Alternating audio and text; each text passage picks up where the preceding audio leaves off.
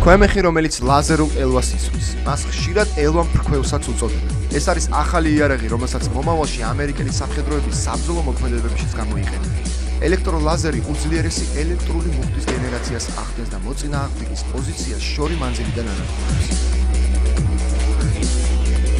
ქვემეხი ვერტიკალურ ლაზერულ სხივს უშვებს, რომელიც ჰაერს აცხელებს და მის შემადგენლობაში შემავალ აირებს პლაზმად აქცევს. პლაზმა ქმნის ელექტროგამტარ არხს, რომლითაც უძლიერესი ელექტრული მუხტი იგზავნება და სამიზნეს ანადგურებს. სპეციალისტები ამჟამად ტექნოლოგიის დახვეწაზე მუშაობენ. კვლევები წარმატებით მიმდინარეობს და მომავალში შტატების არმია ელვა მფრქვევს ასაფეთქებელი მოწყობილობების, იარაღის საწყობებისა და სატრანსპორტო ტექნიკის გასანადგურებლად გამოიყენებს. მიუხედავად იმისა, რომ ელვამფრქვევის იმპულსის ხანგრძლივობა მხოლოდ წამის 2 მეტრილიონით შეადგენს, მისი ენერგია საკმარისია იმისთვის, რომ მთელი ქალაქი ელექტროენერგიით უზრუნველყოს.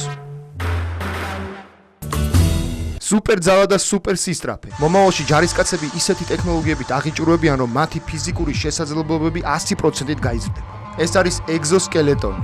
სპეციალური აღჭურვილობა, რომელიც სამხედროს უნივერსალურ ჯარისკაცად აქცევს. მსოფლიოს წამყვანი ქვეყნების არმიები ეგზოჩონჩხები უახლოეს 10 წლებში აღიჭურვებიან. მოწყობილობა ჯარისკაცს საშუალებას მისცემს 150 კილოგრამამდე ტვირთი თავისუფლად გადაიტანოს. საათში 40 კილომეტრის სიჩქარით იმოძრაობს. უპრობლემოდ გაანგრიოს კედელი ან სხვა წინაღობა.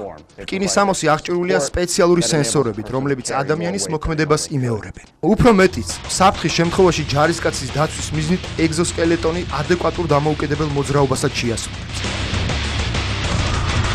პირველი ეგზოჩონჩხი სახელწოდებით ჰარდიმენი შტატებში 60-იან წლებში გამოიგონეს. თუმცა პროექტი ჩაიშალა, რადგან რკინის კონსტრუქციის მასა 680 კილოგრამს აღწევდა, რაც მის საბრძოლო მოქმედებაში გამოყენებას შეუძლებელს ხდიდა. თანამედროვე ეგზოსკელეტონი კი მხოლოდ 25 კილოგრამს იწონის, მისი აწყობა და დაშლა 30 წამშია შესაძლებელი.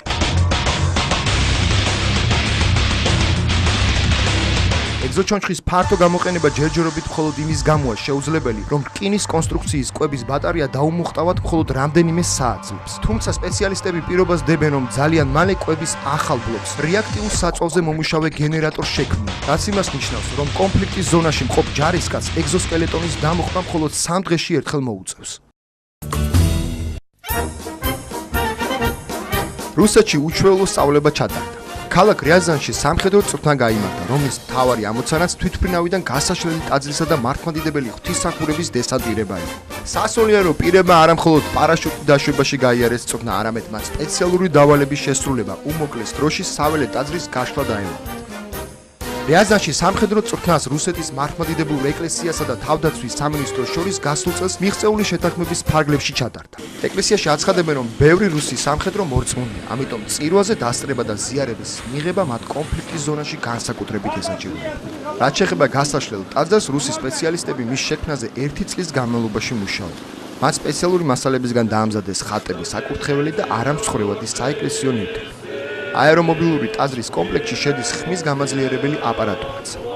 საველე პირობებში ასეთ ტაძარს 3 სასულიერო პირი და მგალობელთა 3 კაციანი გუნდი მოემსახურება.